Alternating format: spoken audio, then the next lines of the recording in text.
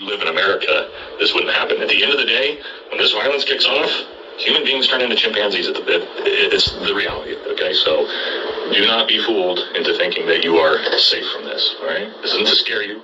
This is to prepare you, all right? Right, so once that event's exploded in a singular location, right, you're going to see what? Riots and protests break out, especially in urban areas all over the country, right? And you might see this tinderbox event, boom, starts to flare up, and the whole country is enveloped, all right? That's one scenario, okay? The other scenario that I foresee is terrorist attacks.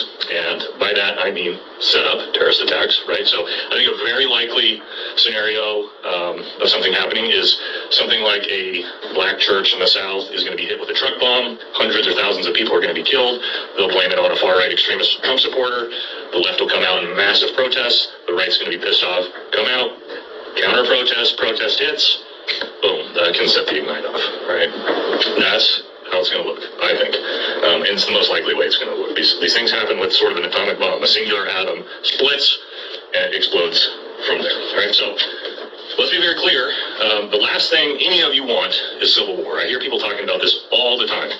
Oh, civil war and this and that. And guys, war is ugly. I've done it myself. None of you want it. None of you are ready for it.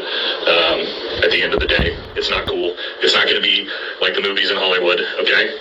And to the right, who I always hear say, oh, you know, one side has all the guns and the other side can't figure out which bathroom to use. Okay, true. However, that's not how civil wars work, right? When a real civil war or collapse happens in America, it is not going to just be right versus left. Why? Because after probably about the first 72 hours, okay, all the foreign nations, sleeper cells, which are here, okay, China, Russia, Iran, all of them are going to get activated, and those foreign countries are going to come and be involved as well, okay? And which side, I know the right's super confident, which side do you think China is going to jump in on?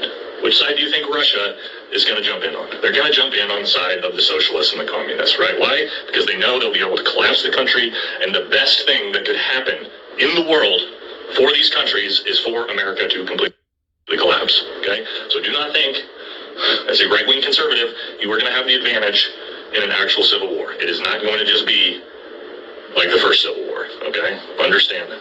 It's going to be ugly. It's going to be complicated. It's going to be chaos.